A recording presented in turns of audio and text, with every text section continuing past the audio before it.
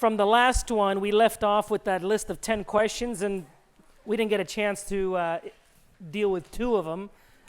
And we also left off with the idea of God being a loving father and God being a loving husband, and what those 2 things really are and what they're not. And we're trying to differentiate the characteristics of this being with the characteristics of his imposter, who's trying desperately to counterfeit these characteristics and has confused mankind for 6,000 years. So we're starting to use the terms good Messiah, bad Messiah. I'm differentiating between the bad Messiah and the good one. I'm calling him the bad lamb and the bad lion, because there's the good lion and there's the good lamb. Because Satan is noticed that God has separated his characteristics into this lamb lion, and he has been working to counterfeit this as well. So I want to break down and really dig into, what does a good lamb look like? What does a bad lamb look like? What does a good lion look like? What does a bad lion look like? And so hopefully when these events start happening, because these events are happening. I mean, we are literally, every time you turn on the newspaper, one of these things is actually happening right now and then. So we want to get into some pickup questions from the last time. The one we didn't deal with is, could Jesus be a great moral teacher but not God? Well, we know what we know about Jesus from what, 8 or 10 New Testament authors? Let's forget about the Old Testament authors that we think are talking about the same individual. But taking strictly the testimony that we have from these 8 or 10 Jews that wrote about him,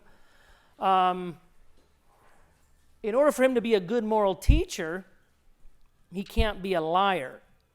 And what these 8 people, these 8 Jews that talked about him, they all referred to him as a divine being. So he himself referred to himself as a divine being. When Pontius Pilate, I think, pushed him saying, hey, so are you the Messiah or not? And he said, you said it. So remember when they were pushing him on a Saturday, and he said, your sins are forgiven. This guy was sick or he was handicapped, and what everybody was waiting for was for him to heal him. But instead of healing him, he says, your sins are forgiven. He's like, what's that got to do with the price of tea in China? And then immediately the objection was, only God can forgive sins. Why are you doing that? And then he says, well, just to show you that I have the authority to make the statement that I said, he told him, get up and walk, and the guy gets up and walks. So the healing physically was secondary to the healing spiritually. But it was done in a way to show that, hey, I'm not just talking without the authority. To show you that I do have the authority, I'm going to do something that is divine in essence. So besides Jesus' own testimony, the testimony of all of the apostles that wrote about him, you cannot put him into, he's just a great moral teacher. The guy, who said it? He's either a lunatic, a liar, or he's divine. That choice is very rational. Because if he was not divine, he could have been nuts. Delusions of grandeur. You could chalk him up as a nut job. Unfortunately, nut jobs don't act and talk and reason the way he reasoned. He says, well, he could be a liar.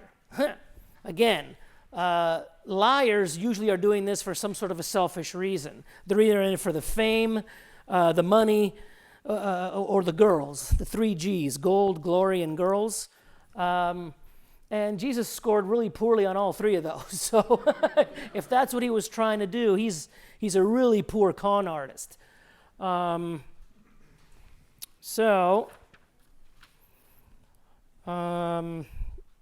The other one is, when God gives you over to a reprobate mind, does that mean that it's because you've kept on disobeying the truth that you know?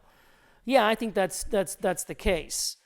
It's like kind of an antibiotic. It has, if the antibiotic doesn't fully take over the bacteria, eventually the bacteria becomes antibiotic resistant to the antibiotic. And the Word of God, the Holy Spirit, the traction of you being pulled in a proper direction to get you to repent, as that tractor beam is refused and you keep pushing it away, eventually that tractor beam becomes weaker and weaker. The law of God is written in our hearts. When you're young, it's written in boldface. But as you get older and as you refuse it and as you sin and as you become obstinate and you just insist on doing things your own way, eventually that boldface becomes, small font, and you keep going. Eventually the writing it becomes unlegible. And at that point, the Bible says that you've been given over to a reprobate mind. You no longer even have the ability to recognize which way is up and which way is down. People like Pharaoh was a good example of a guy that was so stuck on doing things his way. He got so insistent on destroying Moses and the Israelites that he was given over to a mind that was beyond repair. Okay, so we keep adding a couple more things. I know most of you guys have watched the previous videos, and I really want to add the foundation of Satan's kingdom is pride. This is really the sin that he builds all of them on. And there's something that is really nasty about it. It's not just laziness and selfish and stingy and a liar. And he's the father of lies, and he's not generous, but the guy is hungry for honor. And he just cannot accept submitting to anyone or anything. He needs to be at the top of the food chain. Now, he's happy with being at the same level. He's happy with a homogeneous relationship with God. He doesn't have to be on top as long as he's sitting at the same level. And that's why I call him, he's unisex. Notice that when the good angels take possessions of bodies and they appear in the earth, they're always in the form of male. Lucifer, on the other hand, when him and his demons appear, sometimes they appear as women, sometimes they appear as men. They're unisex. They go back and forth.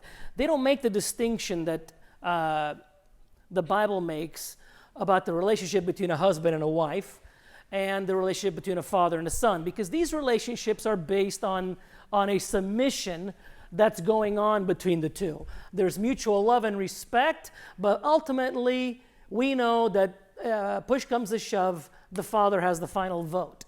Same thing between a husband and a wife. The description of marriage that's talked about in the scriptures is that when push comes to shove, she's the co-captain, he's the captain, and he is responsible for leading the family. Now, all of these relationships are not homogeneous. Homogenization means that everything is at the same level. That's what introduces the idea that animals and humans, and we can reach a divine status. We're trying to homogenize the areas of creation. But we're also trying to homogenize the relationships, especially the relationships that God uses to deal with humanity. Because in this allegory, God is the father and we are the child. We're the son. In this allegory, God is the husband and humanity at large is the wife. So when we show up with a feminism attitude of, well, I think husbands and wives are 50-50, the reason why that is popular to this way of thinking, because you don't want to submit to anybody or anything, the reason why that's popular is because, in essence, what Satan is telling mankind, you should not be submissive to your husband. You should be at the same level as he is. That's why the relationship between husband and wife is under attack. You don't want the wife to be submissive to a husband, because that, in effect, shows, if you find a happy husband and a happy wife, that shows the universe that mankind could be submissive to God and still be fully respected, fully human, and fully happy. See, what Satan's trying to tell us is that God's ways of doing things leads to pain, misery, and death. God's telling us that his ways of doing things leads to pain, misery, and death. And so he teaches the son, don't submit to the father. You be your own man. I call him, the prideful prodigal son. Now, when it came to getting the money, he did get it from the father. See, all the blessings do flow from up above. But as soon as the prodigal son got the cash, then he put on his independent, I don't need you anymore, and I'm out of town. So these relationships are extremely important because that's how God is explaining his character and his relationship to humanity. And sometimes we're the son, and sometimes we're the wife. So start thinking about how would you want the perfect son. If you're a father, think about how would you want your son to relate to you, because that's the way God wants you to relate to him. If you're a girl, then put child over here. How would you want a child? How's the perfect child supposed to relate to a mom or a dad? Because remember, God's the mom and dad, and we are the son and child. That helps you understand what God wants out of you, why his way is good. And when you see a good couple that has good, healthy kids, and you see the relationship, you're like, wow, the kid is submissive, but yet the kid is independent. The kid has his own being. He's not just yes, but what do I do, Mom? What do I do, Dad? Which way do I go? The kid has his own life, but yet he's submissive to his parents. And everybody's happy and it works just great. And it's a beautiful thing to look at. The opposite scenario is you go into Albertsons and the kid is over there, hey, mommy, give me the kid, give me the... And he's miserable. He's not submitting to the mother's authority. She's miserable. He's miserable. And then she tries to give him the lollipop. That doesn't work. He wants authority over the mom. You see now we're back into no submission and no fear, no honor, no respect for anybody or anything. And when somebody who is built to be submissive to the guy on top, like a child to the mother or to the father. Children are built to be submissive. You can tell by their height. See, they're this tall. Or their weight. There's a reason why they're not born at 200 pounds. They're born at 8 pounds. Mom and dad have a natural authority. It is built in the design. And when the kid is happy in that position, everybody's eating cheesecake and smiling. When the minute that the kid starts to want to rule the roost and he wants the authority of the mother or the authority of the father, now you got yourself a problem and everybody's miserable. Father and child are miserable. God is not happy and his creation is unhappy. Go to husband and wife. Same exact thing. When you see a loving husband and a loving wife, there's an element of submission, but he's also extremely different. He considers her opinion. She feels loved, protected, provided for. That is one happy woman. She doesn't feel like she's like underneath the thumb of a tyrant jerk who, we try to find examples of tyrant jerks in the media and good loving husbands. Give me a picture of... who do we have? Oh, Little House on the Prairie. That gives you it all. Okay, Little House on the Prairie. You got Charles Ingalls, and you got the what was his? And the Olsons is the other side. The degenerate, what you don't want. This is what you want. This is what you don't want. Over here, you have a loving wife and you have a loving father. Okay, happy kids. Over here, you have a totally inept dude. Notice that he's miserable. You got a mom that runs she's trying to always run the place. She wears the pants in the family, and she's miserable. And the kids are totally miserable. Long-haired galoop over here, he caused nothing but problems. What was his name? Willie. And this girl, you want to do nothing but beat her into. Basically, you wanted to spank her every single time that he failed to do it. You just felt like getting that TV and giving her the whoopings that he needed to give but failed to provide. So I think this is a really good picture of a loving father and a loving husband, and a weak father and a weak husband, something in this category here. and a tyrant. Now, the only tyrant I could think of was Tony Soprano. I don't even know if you guys, hopefully you guys didn't even watch this, but Tony Soprano was a perfect example of what a tyrant father is. This character here, okay? Prideful, rash, arrogant, dominant, sovereign, inconsiderate of others. He basically was the king of his castle without any of the attributes of what God says that a husband should treat the wife, or what a husband should treat his children. So hopefully you guys don't know what I'm talking about, but let's go back to the one that everybody does know. The Little House on the Prairie. Oh, okay, give me Ted Bundy. Ted Bundy's good, because Ted Bundy's another perfect example of a weak father. Al Bundy, sorry. Okay, every time I say something stupid, we have a bell on the side. So feel free to just ring it. Now look at this guy. Notice he's not a provider. Look at the house that he provides. He got a couch that he probably got off of some garage sale. Everything.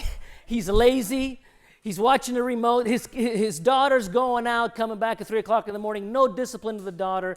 He ignores the wife completely. She's desperately trying to get his attention. He ignores her because he's got to watch his football game. It pretty much gives you the good example of what a weak, lazy, procrastinating, absentee, doesn't provide no discipline, no law.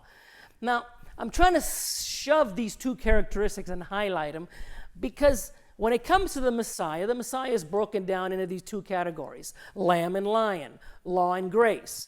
And if you show one without the other, the picture of God ends up looking like either Al Bundy or Tony Soprano. For example, a Jesus that is only a lamb, that has no love of order and no discipline and no law, and he cannot establish a kingdom on earth.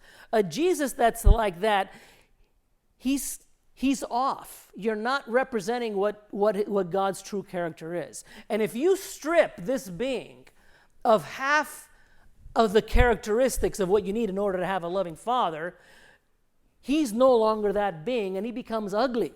He becomes just as ugly as those guys. And so when you're trying to sell him to somebody, like if you're trying to sell our Messiah to the Jews, and we show up with a guy that doesn't have any lion in him at all, that he's only a lamb, that he's only a Ted Bundy, and these guys are waiting for somebody to reestablish, Al Bundy.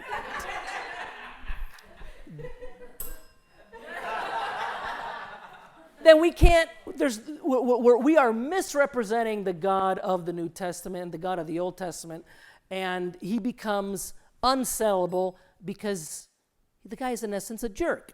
Now, whether he's a jerk because he's weak or whether he's a jerk because he's a tyrant, it's fine. Either way, he's not lovable, and I don't want to be married to him. I don't want him as my husband, and I definitely don't want him as my father. That's the key. Ask yourself, when you describe God's characteristics, do you want to be married to a guy like that? Let's say that you were the wife. Would you want to be married to a guy like that? Let's say that you were his kid. Would you want him as a dad? Would you want him as a father? Would you want him protecting you against the bully that wants to beat you up? Would you want him to bring you to the basketball game and watch you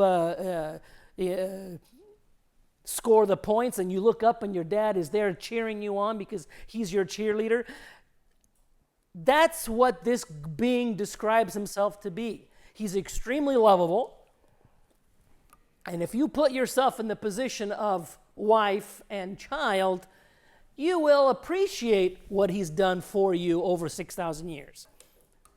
And it'll also explain to you how you should act being on this side of the fence. Because that's why I noticed that the way he built the family is he lets everybody be up on every one of these squares. For example, father, let's put father, mother. Notice that sometimes you can, in a normal family, you can actually know what it's like to be the guy on the top of the authority food chain. And that helps you understand God's desires. What he likes, what he doesn't like, what he wants, what he doesn't want, what is offensive to him, what is extremely attractive to him. If whatever your son and child do to you being mother and father, if you do that to God, pretty much he'll feel the exact same way. Same thing with husband and wife. And that's why most people end up being married, and everybody understands. As a wife, you can pretty much know what a good husband is like. And as a husband, you can pretty much know what a good wife is like. The Olsen lady, you get married to someone like that who's constantly wanting to rule the roost, and she will drive you nuts. The scriptures say that if you're married to a girl like that, it's better to be, what's the proverb? Stuck on the top of that one. Yeah. I'd rather be in a tent. I'd rather live in a tent with her, okay, than in a mansion and with her. This lady will make you miss. There is not enough money in the universe to make you. Anything. You just can't even picture. How would you have intimate relations with some? I don't know. It's just a problem.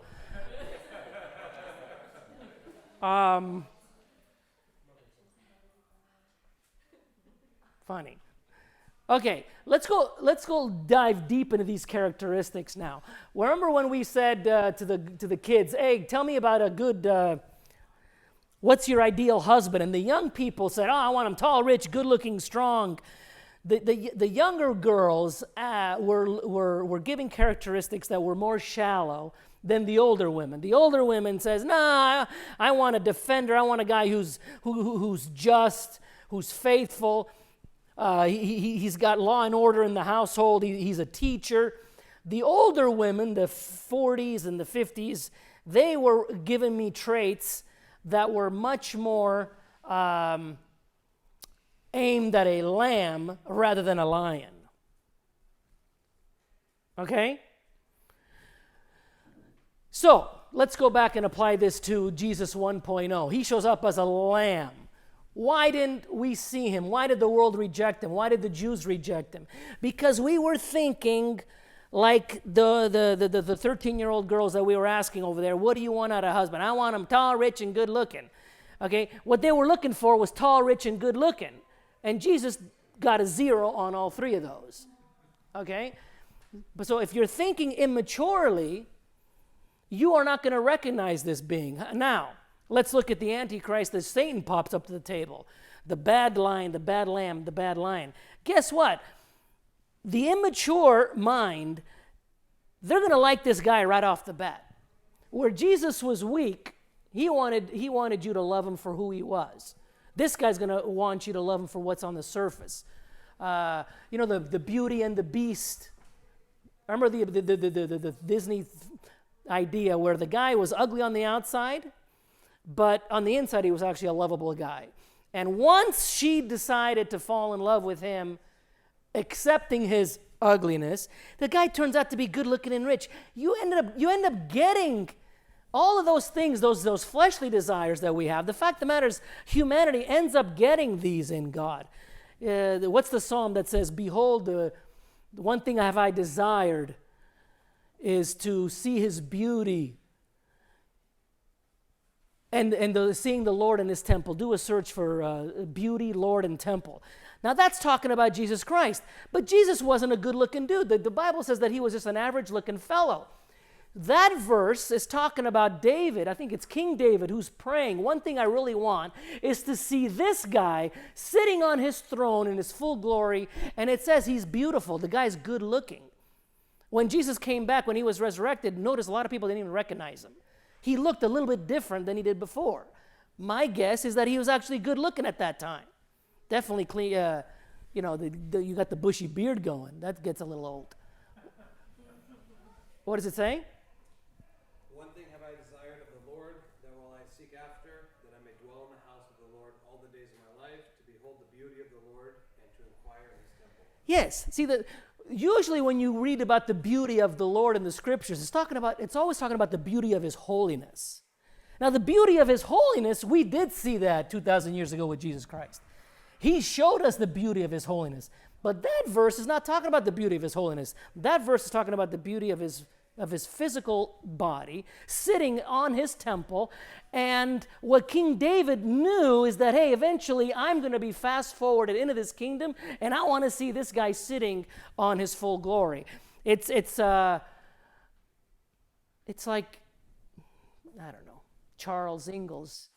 The guy always had financial problems. He wasn't the best financial manager of the world. Every time he planted his crops, a storm. you know what I'm talking about? I mean, bad luck bears all. But nonetheless, you could just see that every one of his loving family, they would just want him to be exalted on his throne. You just left the series wanting him to build his big house and have his nice big ranch. He wasn't bright enough to ever get it because everybody was always getting hit by a tornado, but that's what was in our heart's desire. Okay? So let's build on the definitions of these traits. Let's start going on those.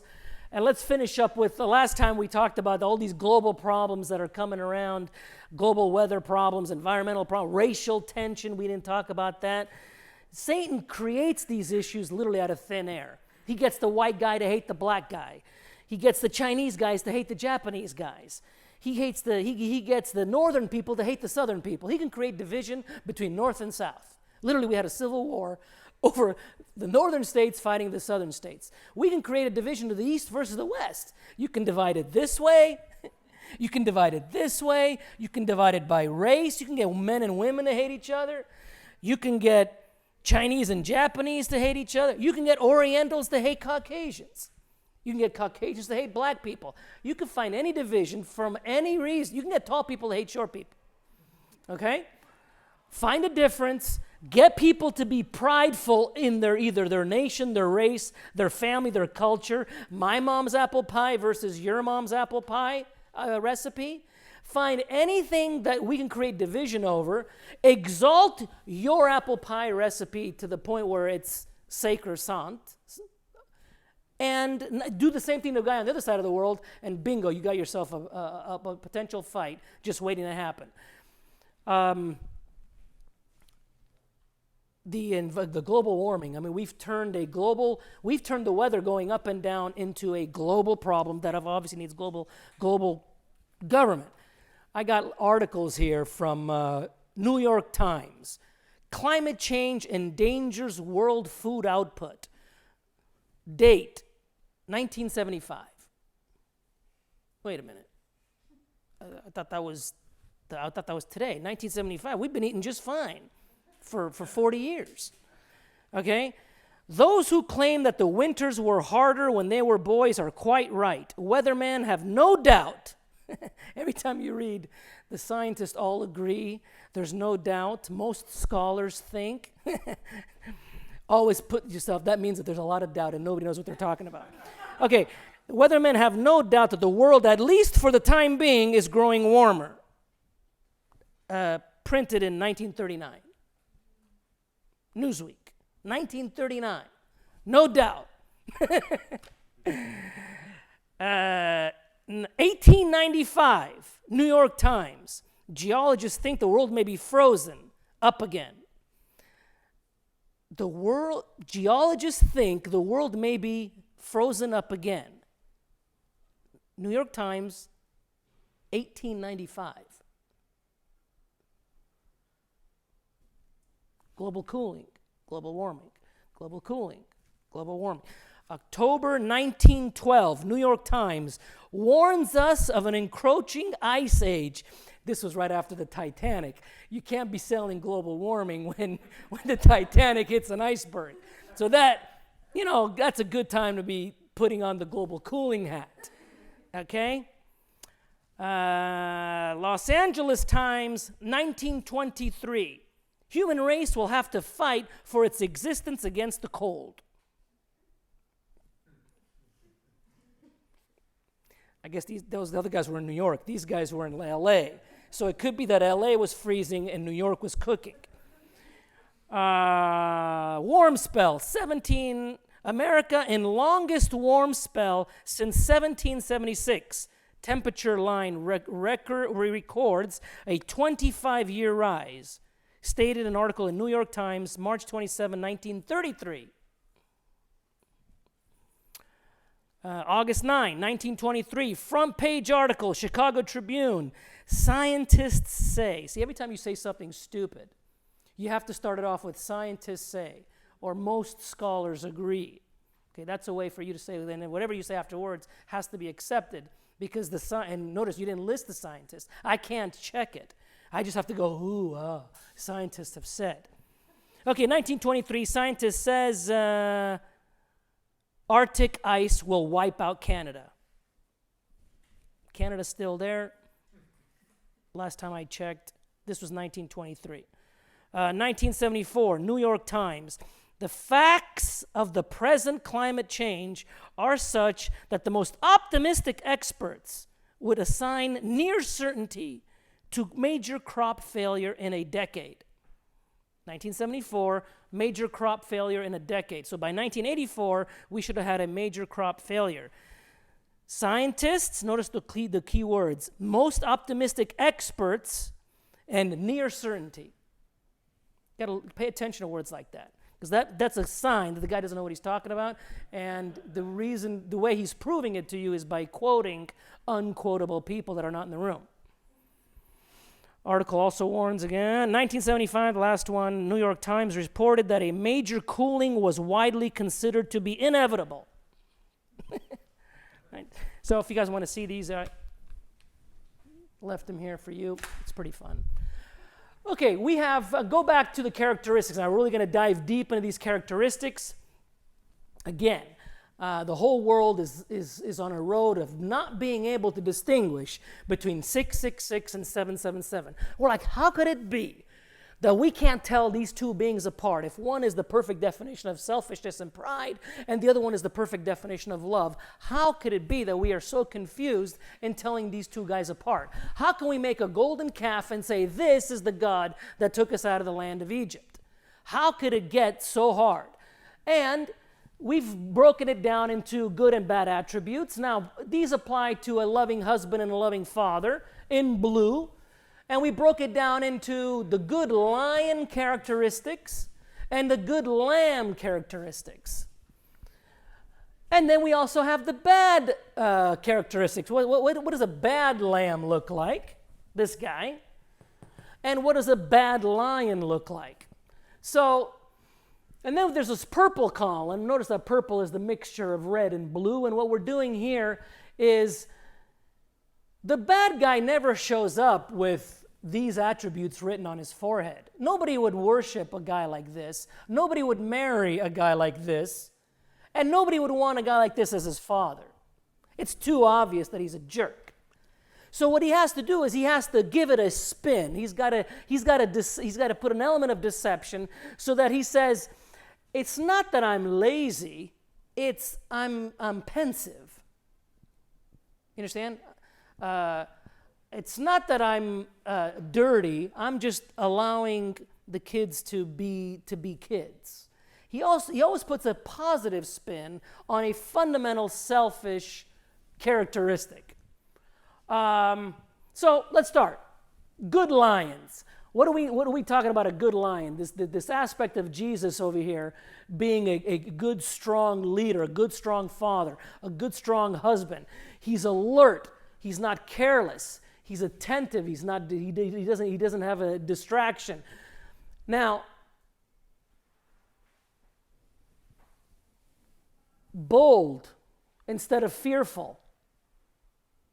Decisiveness instead of procrastination. Now let's say that you are the bad lamb. And you have all of these characteristics in your soul. What? That was just my guess. But looking at that list, if you were careless, you're not alert. You're not aware of what's going on around you. Okay, you're on your phone and you trip under your own pothole. How would you sell that to your wife or to your son or to your daughter? How would you sell that as a good trait? For example, like I'm doing it another way. Let's say that you are Mr. Olson, or the other bad husband, Bundy, or the other bad husband, Tony Soprano. See, Tony Soprano or Al Bundy, he was all of these, okay? But do you think that he went to bed calling himself this? Do you see what I'm getting at? He had to sell that to himself. For example, it's not that he's lazy. Hey, I worked hard today. I deserve this beer and this couch and this football game. You understand? You have to come up with moral justification to take the evil out. And notice that the words that are used to sell this, for example, the guy's confused, but he says, no, I'm available to new ideas. You understand? I'm not being slothful. I'm being cautious. I'm not being apathetic. I'm being tolerant. I'm not being a dummy. I'm being humble. You see, you can sell these characteristics by spinning them into that. So, I don't know, put yourself in the shoes of whatever position you want. You want to be married to a Tony Soprano, which is self-centered, selfish, rash, indifferent, covetous, rude, restless, self-indulgent, a hypocrite. He's callous. He's not sensitive, harsh. He holds a grudge forever, never forgives. We should have a new sign about all of these terrorist attacks. Never forget. We use never forget. We should have the poster that says never forgive. Keep that grudge nice and pack in a nice tight grudge and hold that forever. Matter of fact, we should still be holding a grudge for Germany. It wasn't right for Germany to do what Germany did, and we should definitely not forgive Japan. Okay, so I think we should still hate Japan. I think we should still hate Germany. We should still hate Russia. I don't know what they did, but there's a lot of reasons we should hate them. They said they were going to put some nukes on Cuba, so that's enough to hate them. And do you see how we can create conflicts out of basically anybody at any time, at any point in history? But I actually wanted to do the exercise of blanking these out. And I wanted to ask you guys, I wanted to get you into start thinking of how to deceive. And once you figure out the mechanics of deception, I'm hoping that A, you won't fall into this deception and bow down to this guy when he shows himself. But what I'm really hoping is that if any of you actually fall into this red category, thinking that you're one of these guys, I'm hoping that you can correct those errors in and of themselves. And if you're not sure, ask your wife. She probably knows. If you're not sure, ask your kids. They probably know. Because every kid that has a dad like this or a dad like that, a guy that gets easily angered, kids that have dads that are easily angered, they're always they're very shy. They don't like to. They're afraid of taking chances because any mistake they made, they get beat over the head with a baseball bat.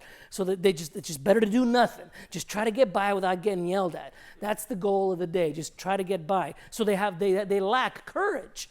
Okay, but what does that dude sell it to him? Oh, son, it's not that I'm trigger happy and I lose my temper quickly. I'm just fiercely loyal to my family.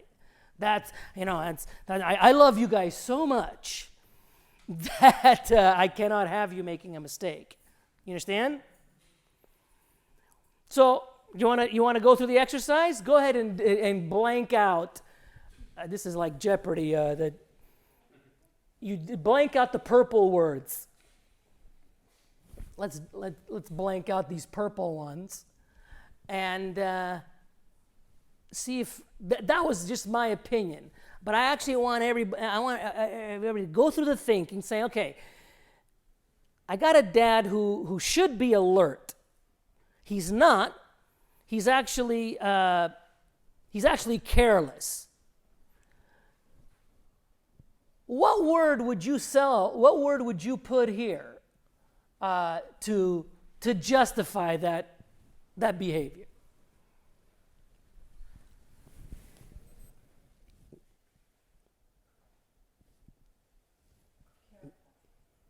Careful? No. You have to. You can't go the opposite. You're careless. It's obvious that you're careless. You have to justify your carelessness. You're being careful. Spontaneous. Exactly. See, I'm not careless. I'm spontaneous. That we got one. Okay. You get the exercise? I don't know if Can you make it bigger so we can see better?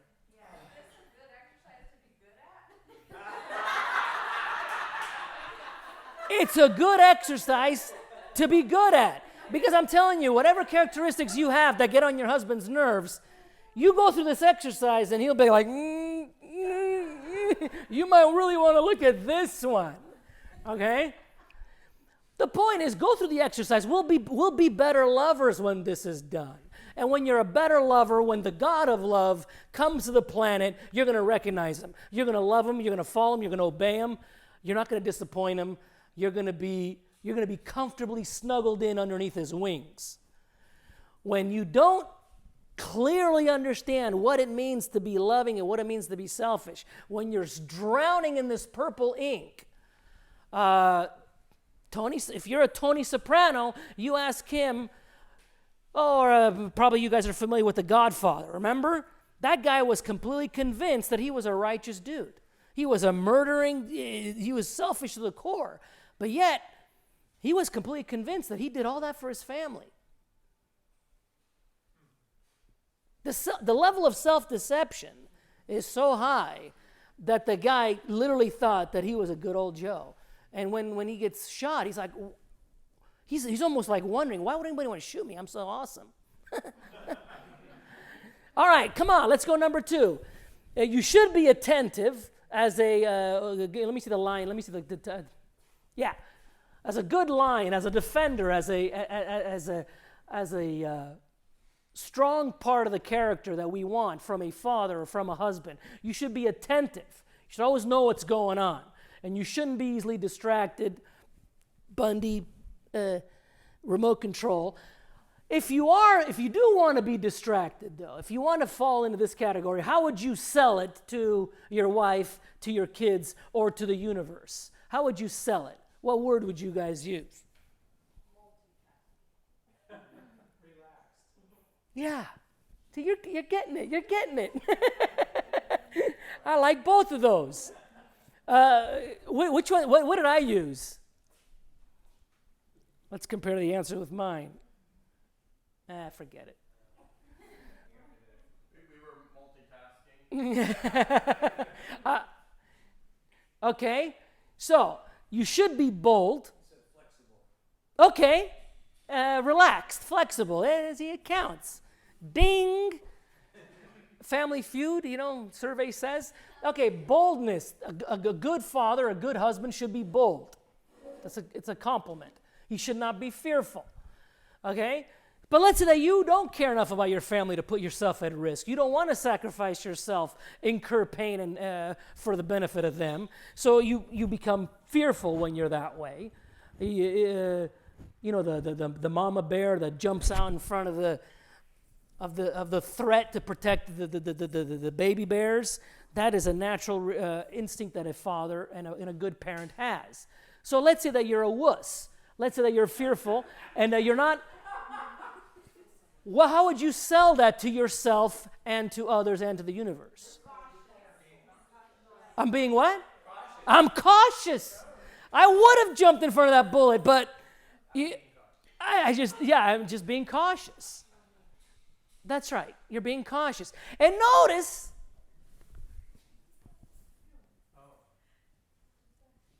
spontaneous is actually, there's a word that he's new. He's not stale. And relaxed is another word for gentle. You're going to start seeing this pattern that You get it? The bad lamb is going to start looking like the good lamb. That's the way it's going to be pitched. That's the way this is going to be pitched. If you see we're breaking down the mechanics of love and the mechanics of selfishness, and you could keep adding on this list, by the way, to get to the very, very deep characteristics. And I think if you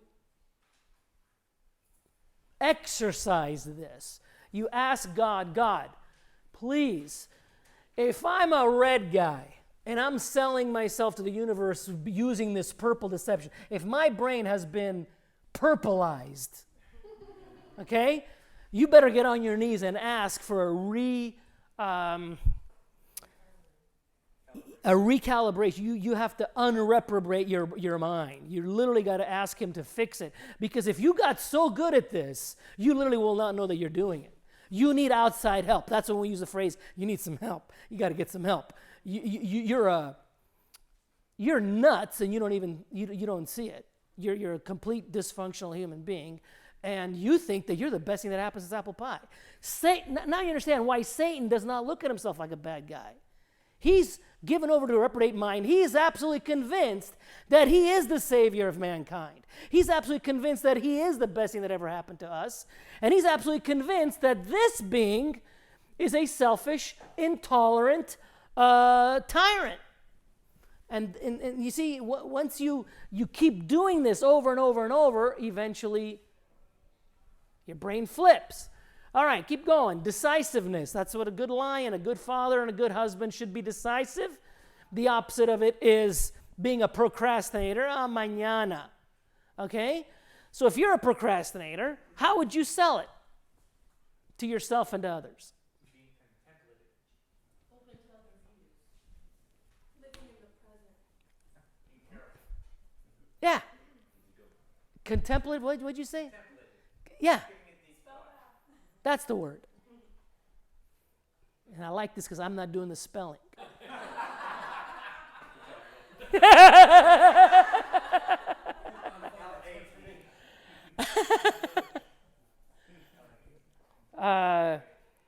See, how do we get the wife to start hating her position?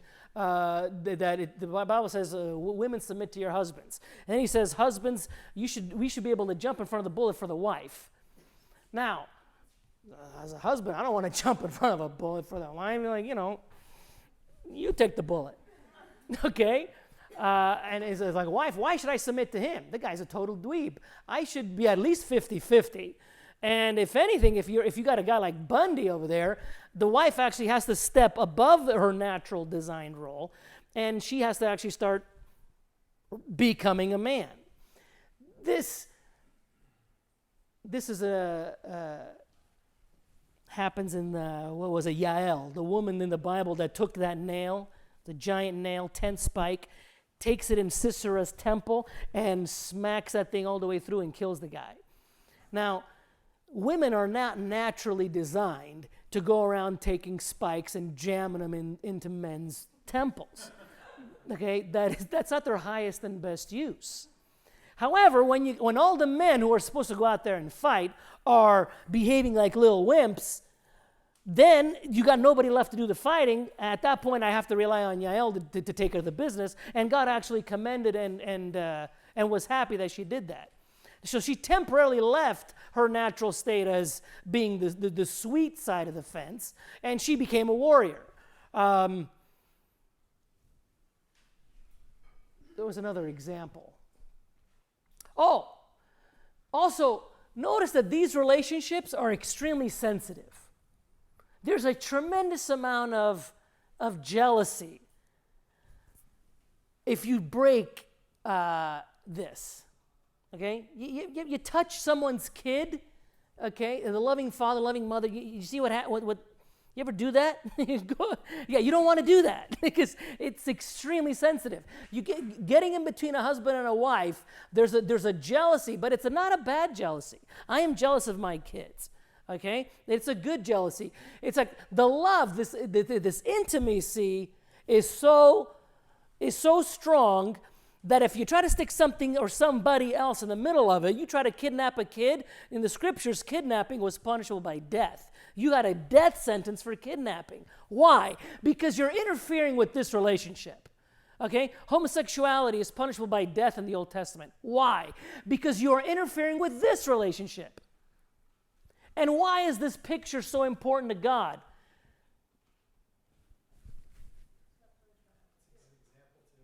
Because that's his relationship with us.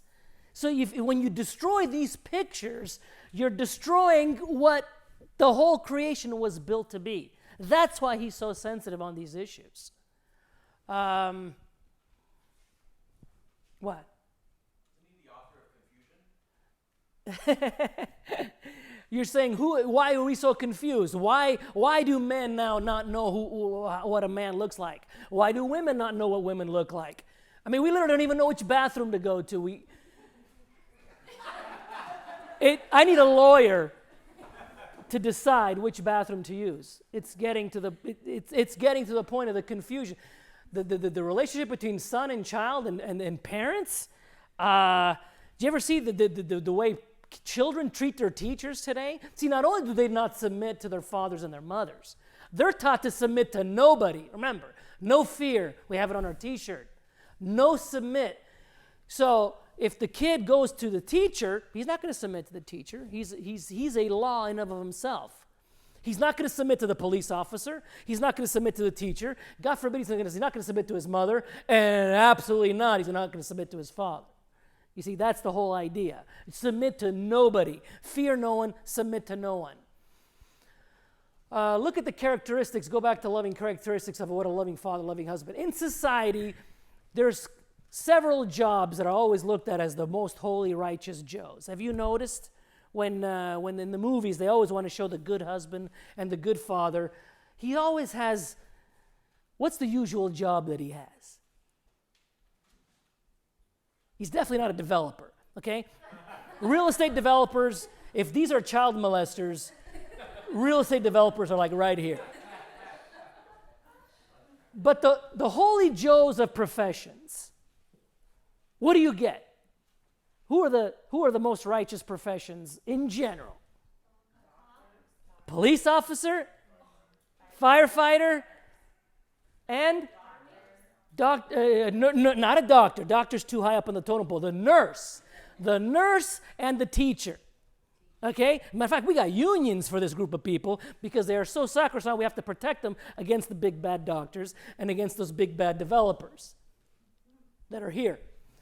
Okay, so firemen, police. Notice that a fireman is all grace. He's actually part of the characteristics of what a loving lamb is. Fireman goes in, he doesn't ask questions. The guilty guy, the guy who did the shooting, he'll go in there, he fixes everybody, he's nice to everybody. He's 100% grace. Notice the police officer, he's a lion. He couldn't care less. Hey, I'm arresting everybody. It's like, I don't know who shot who, we all going to jail tonight. We let the judge figure it out tomorrow. Okay? Okay, teacher, nurse. Teacher, I guess you could have both a lion and a lamb, but a nurse is definitely on the mercy side of the equation. My only thing is I want you to start thinking in terms of what makes people lovable and what makes them despicable, and what deception is used to separate, to make you think that you're this when you're really this. When you're really this. And the other way around. All right, let's keep going. Endurance. You're supposed to be tough. You're supposed to be long-suffering. The biblical term for endurance is long-suffering. It's one of the fruits of the Holy Spirit. That's what you're supposed to be. The opposite of that is somebody who gets discouraged easily. You know, the guy's he does the first 300 yards in the race. The kid's like, all right, Dad, I'm done. He's got no ability to resist pain for the benefit of others. So, what would you sell if you were wimpy. You're not long-suffering. What would you put on the cover of your T-shirt to sell it as a? Huh? I'm sensitive. That's right. I'm very sensitive to pain. Not your pain. I'm very sensitive to my pain, but he's going to sell it as sensitivity. I'm highly sensitive. Is there a reason why you put good lion and bad lamb, or good lamb and bad lion? Or is that, are you just... Yes, because Like, you're trying to do the complete opposite? Or? these two are opposites. So I'm trying to make it obvious that this is good and this is bad. I'm trying to get you to love this and to hate this. And then I want you to be able to spot the faker, whether it's in others or in yourself. Because I know for sure that everybody in this room has a problem with pride. Maybe except for me. but you got that?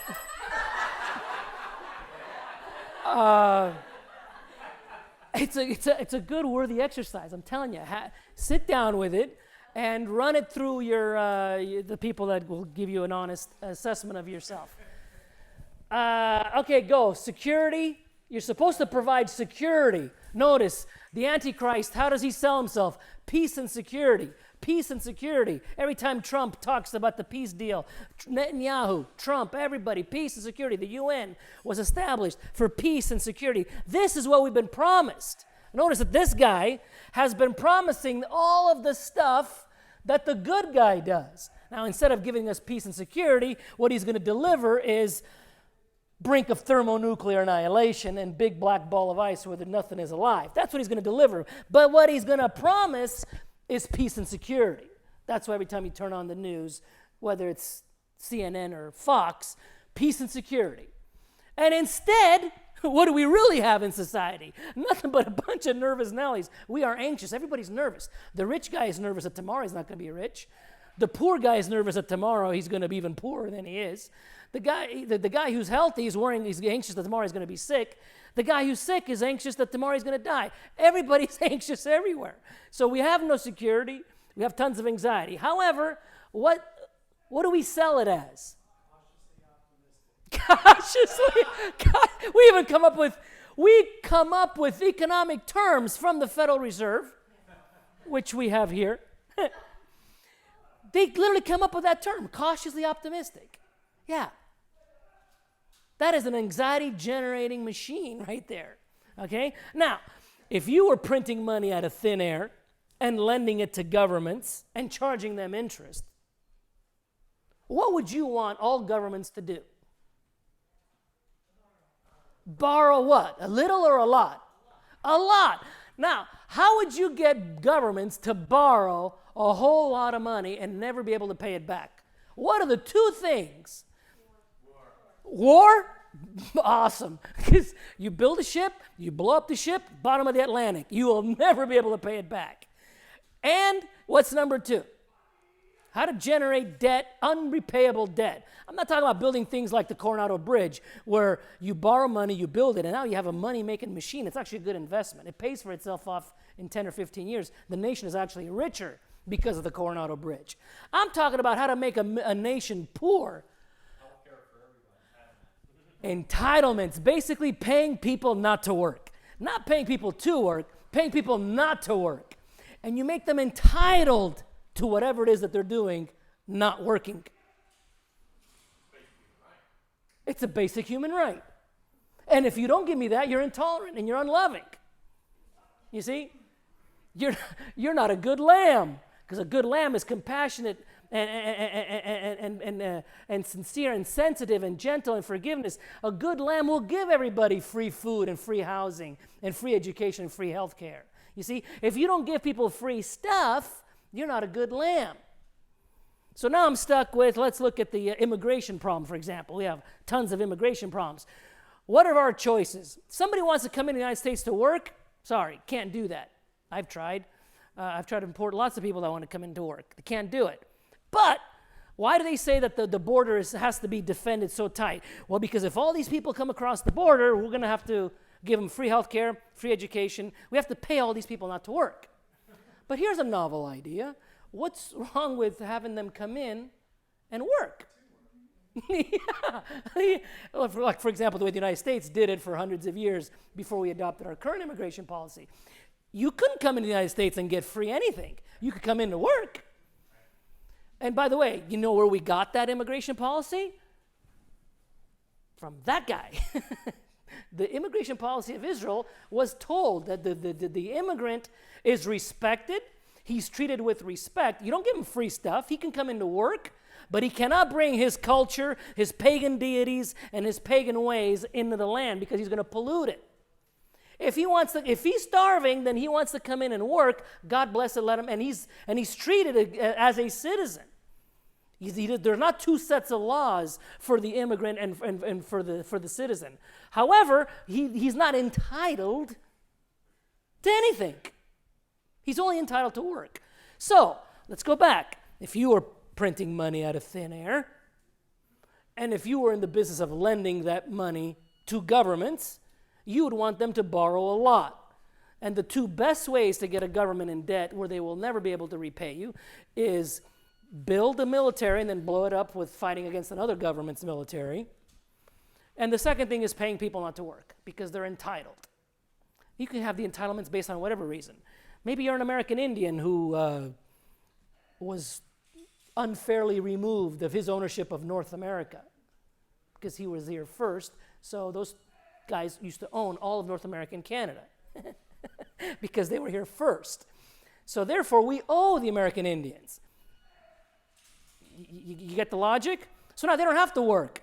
They just sit in their F-150 truck, smoke dope all day long, and we send them a check from the Indian casino because they're entitled because your great-great-great-grandfather shot an arrow or shot a gun, musket, and shot his great-great-grandfather and took away his land. Therefore, he's owed, and therefore you got to pay. Now, he doesn't have to work, and he's entitled. And now you've created a conflict, because guess what that American Indian guy is going to do to the Mr. White man? He's going to hate his guts. You've created a conflict out of thin air for no reason whatsoever.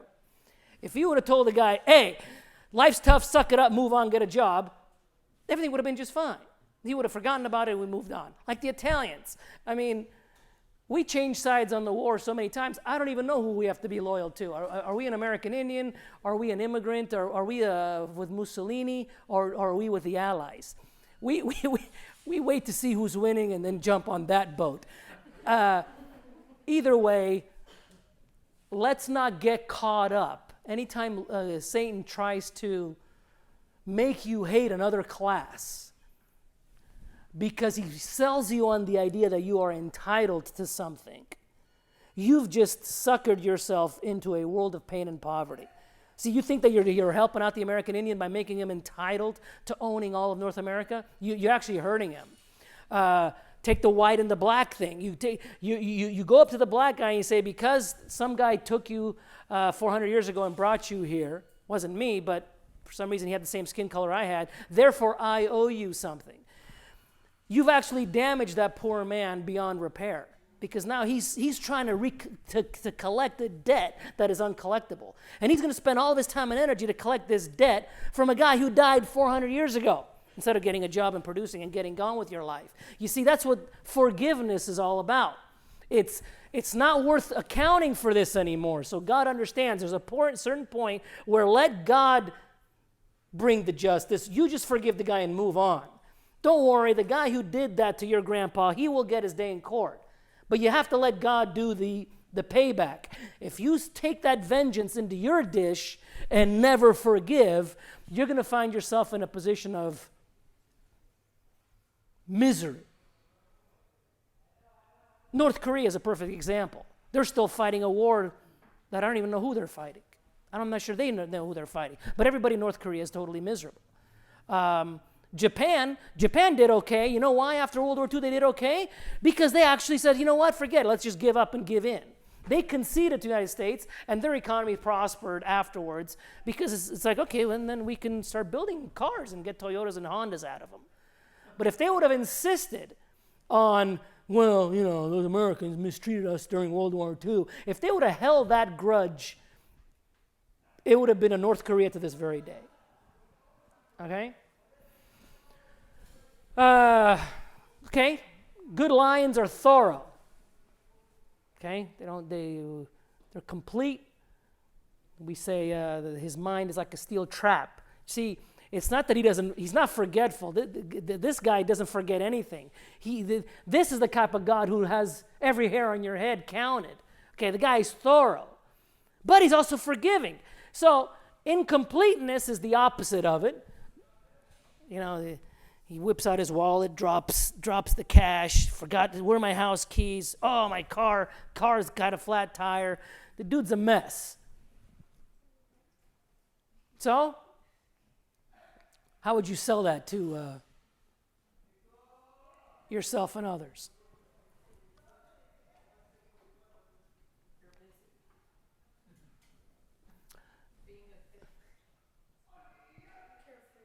Huh? Yeah. I'm chill. I'm easygoing. I'm easy to get along with. Chill. And notice that when your kids use that word in this context, you feel like bitch slapping them. And that's why you feel like that. Okay, justice, corruption. The opposite of justice, corrupt. Cops in, the cops in southern Italy or Mexico, $50 and you could pretty much buy your way out of anything. How does that cop in Mexico go to sleep at night knowing that he's as corrupt as the day is long? How does he sell it to himself?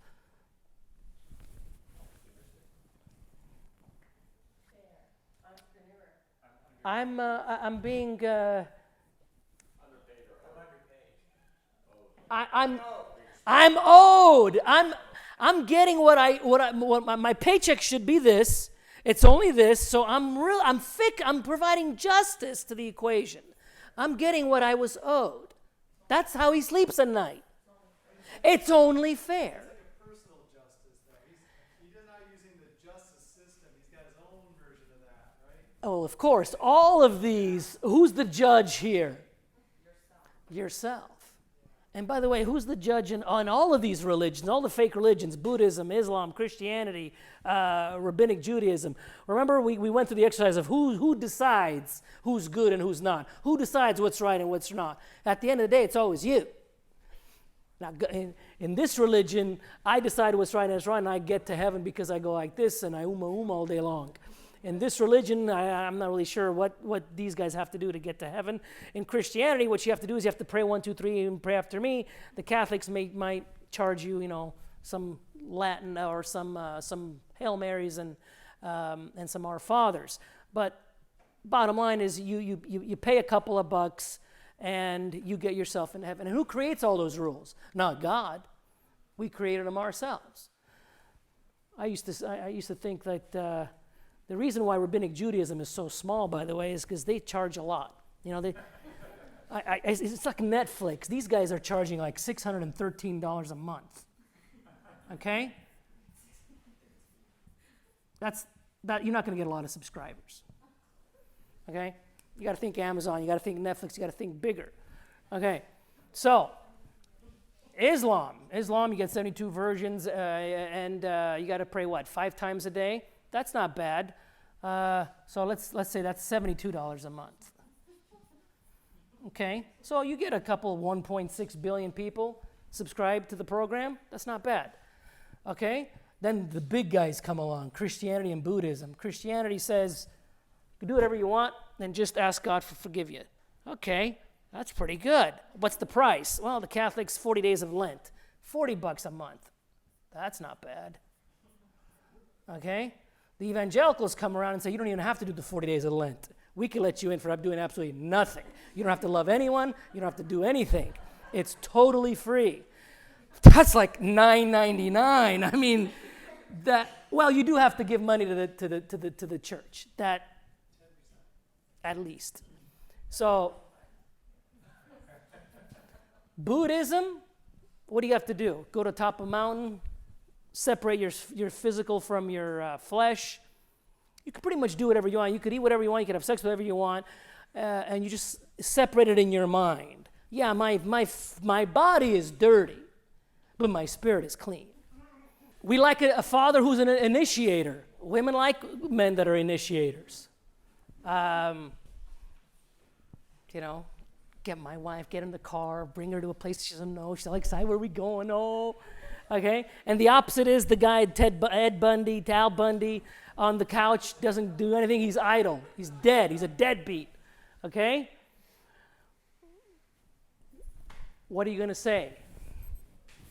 What does that deadbeat, when he looks in the mirror, what does he see?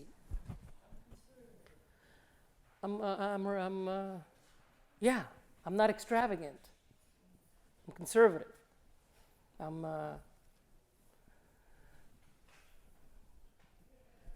Instead of order, our God is a God of order. If your house is a mess, your car is a mess, your ideas are a mess, everything that you touch turns into a mess, you're basically following a God of confusion. But you don't want to go around saying, "I'm a confused idiot." That's not a good sales pitch. You have to say you are open-minded, a free spirit. Yeah, I listen to. I'm not. Could we use the word tolerant? I'm tolerant. Tolerant is the new because tolerant is the highest level of holiness. Yeah. As long as all of you guys tolerate me, that's what I need more than anything. Okay. Persuasiveness. Okay. That means that you have a little. You can reason. You can convince. You can woo. A loving father, a loving husband has that ability. They don't just go up to the kid and say, "You are going to do that." They're like, "Hey, why don't you consider doing this? This would be an excellent idea. You have a good skill in this. Why don't you do it?" He's persuasive in a loving way versus contentious. I call these guys the jar of honey. The more you touch them, the more they stick. If your character is like that, you're obnoxious. And everybody around you hates your guts, and they probably don't have the courage to tell you, but you should knock that off. But what does a contentious person see himself as? Wise, passionate about truth. I fight for justice and freedom and the American way. You see it?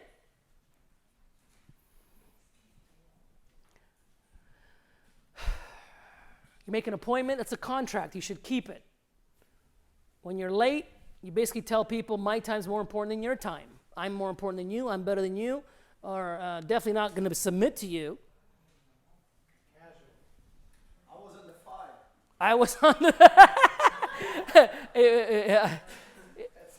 It's somebody else's fault caused the delay. Chill. I like that chill thing.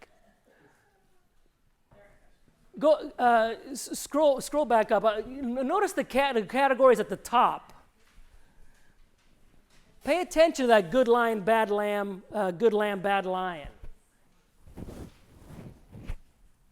Maybe we'll give you guys homework because I'm running out of stuff to say. So it's like if you guys come back with all these words filled in, I think you will grow in your love of the Creator. I think you will grow in your love of your neighbor. I think you will grow in your ability to dissect a deceptive system as it's being presented to you. And I'm telling you, if you don't think that any of these apply to you, it probably means that you are so purpleated that your mind is so reprobate that you're beyond repair. In which case, I don't know what to do with you. If you think that none of these apply.